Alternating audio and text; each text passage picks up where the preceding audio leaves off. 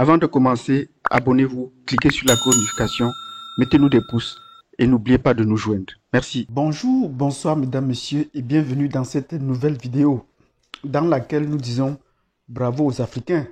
Bravo à une Afrique qui se réveille et une Afrique qui s'éveille. Et l'Afrique est effectivement en train de se réveiller, de s'éveiller. Et nous sommes ici sur cette plateforme pour vous montrer comment l'Afrique est en train de s'éveiller de plus en plus. Comme je vous ai promis dans un précédent post dans la communauté, nous allons parler des coups d'État manqués de la France. C'est un peu inhabituel. On sait que l'Afrique, c'est le précaré de la France. Et dans ce précaré, en Afrique, la France organisait les coups d'État, faisait balader ses barbouzes et avait ses crapules un peu partout pour organiser ces coups d'État. Et il y avait même des officiels dans ce sens.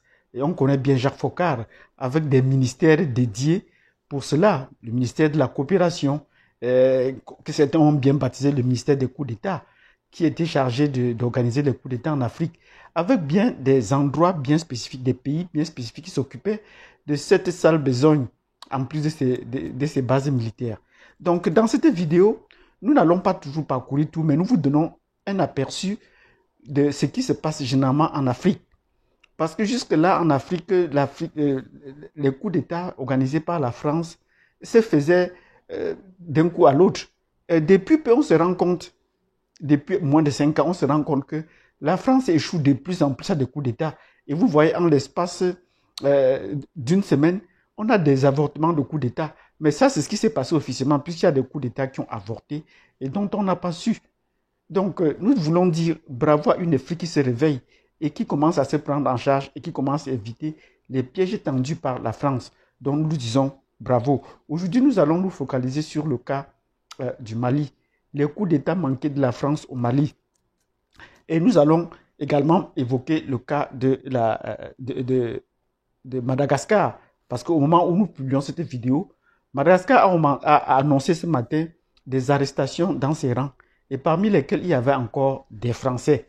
Encore des Français, toujours des Français, qui sont derrière ces manipulations. Et on vous dit que ce sont des retraités, mais que viennent-ils faire dans les pays tropicaux? Que viennent-ils faire dans les pays d'Afrique?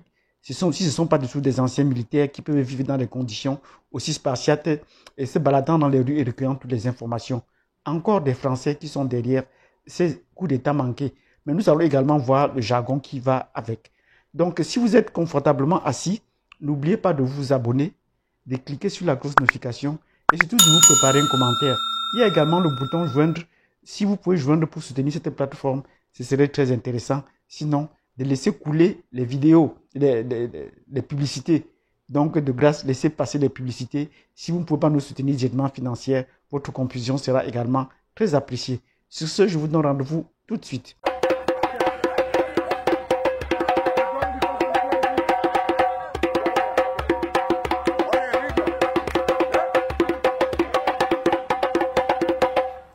Bienvenue dans cette vidéo où nous allons parler des coups d'État manqués de la France. Non pas seulement en Afrique en général, mais ces derniers temps, nous allons nous focaliser sur le cas du Mali.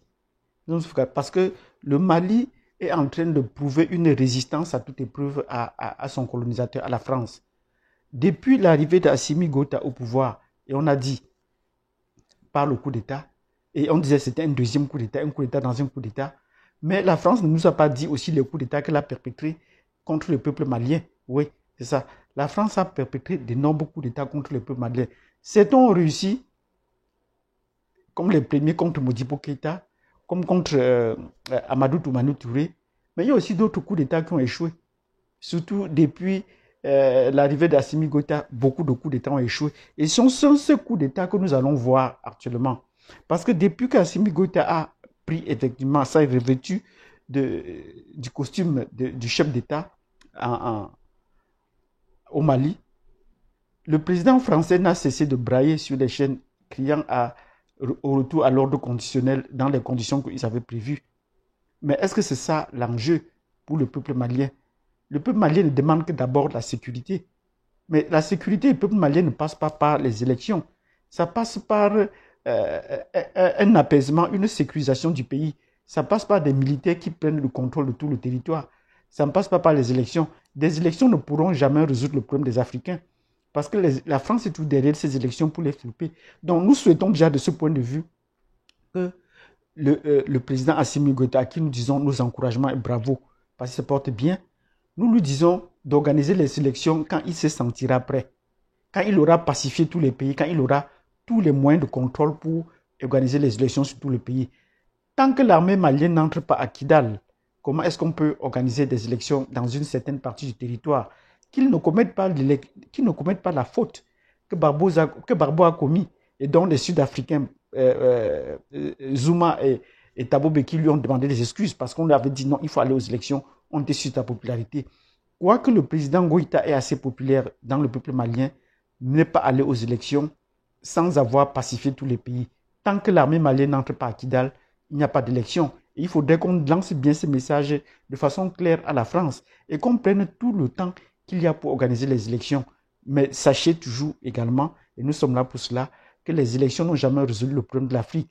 Quand les dirigeants qui sont avec le peuple font ce qui va dans le sang du peuple, cela n'arrange pas toujours la France. Et il est temps que le peuple se soude derrière son président, Assimi Goïta, pour lui montrer le chemin qu'il a à faire, pour qu'ensemble, il protège le pays et pour se protéger lui-même. C'est un homme du peuple. Il ne s'entoure pas tellement de sécurité comme le font les anciens présidents. Tout simple, dans quelques voitures 4x4, et le voilà qui se déplace facilement à Bamako. Et des gens l'ont dit qu'on le rencontre couramment au détour d'une rue. C'est ça dont un président qui vit avec son peuple. Et grâce à cette bénédiction, il peut être protégé. Parce que parfois, quand on se fait une garde très solide, très rapprochée, les infiltrations peuvent aussi être très faciles. Mais pour ce coup d'État, pour le cas qui s'est passé dernièrement, vous voyez, les médias français nous parlent de tentative d'assassinat. Est-ce qu'il y a eu une tentative? Est-ce qu'on a essayé quelque chose qui n'a pas marché? Non. Tentative, c'est déjà faux. Il n'y a eu rien de tenté. On l'a pratiqué, on est passé à l'action et cela n'a pas marché. Donc, ça s'appelle, et cet assassinat, cette action qu'on a prise contre un chef d'État s'appelle en bon français un coup d'État. Ce n'est pas un homme ordinaire, c'est un chef d'État dont on a tenté d'assassiner. Donc, ça prend le nom de coup d'État. Et vous voyez, les médias français nous parlent maintenant de tentative d'assassinat. Ce n'est pas seulement pour le cas du Mali, même pour le cas de Madagascar, comme nous avons écouté plus tôt, on vous parle de tentatives d'assassinat. Et tous les correspondants des presses françaises à Bamako, au Mali, vous parlent de tentatives d'assassinat, alors que quelqu'un a pris sur lui l'initiative d'aller et de d'attenter à la vie d'un chef d'État. Donc ça s'appelle en bon français un coup d'État. Donc nous souhaitons que ceux qui nous suivent ici sachent que c'est un coup d'État. C'est un coup d'État qui a raté, qui n'a pas abouti. Et derrière ce coup d'État, nous désignons et nous accusons effectivement la France. Parce que la France est la garante de la paix et de la sécurité en Afrique. Elle le dit et le clame très fort. Et dès qu'il y a une action pareille pour le cas du Mali, il faut également qu'elle prenne ses responsabilités pour connaître quel est derrière ce coup d'État. D'après les dernières informations, ce monsieur qui a tenté à la vie du chef de l'État, qui a essayé ce coup d'État, ce n'est pas une action isolée, parce que c'est une façon diplomatique. Comme le président Goïta l'a dit, c'est une façon diplomatique de dire que c'est une action isolée. Mais en attendant que les enquêtes aboutissent, on dit que c'est un enseignant. Donc vous comprenez comment est-ce que l'enseignant a pu prendre sur lui cette initiative d'aller pouvoir attenter à la vie du chef de l'État. Vous vous rendez compte que dans ses relations, dans son lycée, dans l'établissement où il enseigne, il est facile pour lui, à travers l'Alliance française ou à travers l'ambassade de France, pour parler avec lui et pour le prendre de ce chemin. Pourquoi on n'a pas fait venir un homme de Kidal, un Touareg, pour pouvoir faire ce travail? C'est parce qu'eux, ils ne s'expriment pas couramment, ils ne peuvent pas comprendre les instructions comme ça se doit. On a préféré prendre quelqu'un sur place pour vous dire qu'il y a l'insécurité déjà, même à Bamako, même au palais de Koulouba. Et pour dire, voilà comme nous voulons partir du Mali, voilà que le Mali est dans l'insécurité, on va voir pire. Mais nous disons bravo au peuple malien qui est en train de protéger son président. Nous disons tous nos encouragements au président Assimi Goïta qui a encore le moral bien fixe et qui a intervenu dès les premières heures pour rassurer son peuple qu'il est bien portant, qu'il est bien vivant et que cela peut arriver. En tant que militaire, il comprend que sa vie est également en jeu. Quand il veut assumer les hautes fonctions pour son peuple, sa vie est en jeu. Donc ce n'est pas le seul coup d'État banqué. Bien avant ce coup d'État, parce qu'il était déjà ouvert, il y a eu d'autres arrestations, d'autres coups d'État au Mali. Et on ne l'a pas dit parce que pour des raisons diplomatiques, on ne veut pas ébruiter, on ne veut pas décourager la population. Mais le président Goïta se déplace et pose des actions. Il est avec le peuple. Et la France essaye par tous les mots de le faire. Je vous ai dit dans une précédente vidéo que le fait d'ouvrir le palais de Koulouba à toutes les crapules françaises qui vont venir, même parlant de l'ambassadeur, alors que l'ambassadeur a dit de lui-même, de sa propre bouche, qu'il fallait écarter cet homme, il faut comprendre qu'ils ne vont pas au palais se balader. Ils sont en train de chercher les voies et les moyens. Et tous les moyens sont permis dans ce cas. Même pas un assassinat, même pas un empoisonnement, ils n'hésiteront pas. Et vous voyez la bassesse jusqu'où ils sont allés trouver quelqu'un avec le couteau dans une mosquée. Est-ce que c'est vraiment incroyable? Donc, on va vous dire, même sans les premières analyses, comme disaient les reporters, que c'est un homme qui a été déjà, qui a été drogué. Mais d'où venait donc qu'il soit drogué? Qu'on ne nous apporte pas ce genre d'analyse à l'européenne où chaque fois qu'un commet un attentat ou commet un crime, on parle qu'il n'avait pas tous ses sens, qu'il n'était pas debout. Non, c'était un monsieur qui a été préparé effectivement par la France. C'est un enseignant qui comprend bien français et qui a été bien préparé.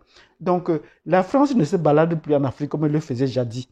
Depuis la République centrafricaine, où la Russie s'était bien installée, il a écarté la France. Au Mali, la France a de la peine à changer le pouvoir à sa guise, ou à changer le pouvoir également à Madagascar. Et nous disons bravo au peuple africain qui se réveille et qui comprend que pour protéger les dirigeants qui les aident, c'est aussi une protection spirituelle. C'est aussi donner de la voix, c'est aussi donner des ondes positives à ces présidents-là, leur féliciter et les apporter les encouragements. Donc si vous avez compris cette vidéo dans laquelle nous vous avons expliqué que la France ne se balade plus en Afrique, change les régimes à sa guise, et cela se manifeste par la multitude de coups d'État manqués, comme au cas du Mali, comme au cas de Madagascar. Vous nous mettez des pouces. Abonnez-vous, cliquez sur la cloche de notification et surtout laissez passer des publicités. Cela va essayer de nous renforcer la chaîne. Cela va contribuer à nous soutenir financièrement. Et également, si vous voulez nous soutenir directement, vous pouvez cliquer sur le bouton joindre. Donc, merci d'avoir suivi cette vidéo jusqu'à la fin. Je vous donne rendez-vous à la prochaine vidéo. À tantôt.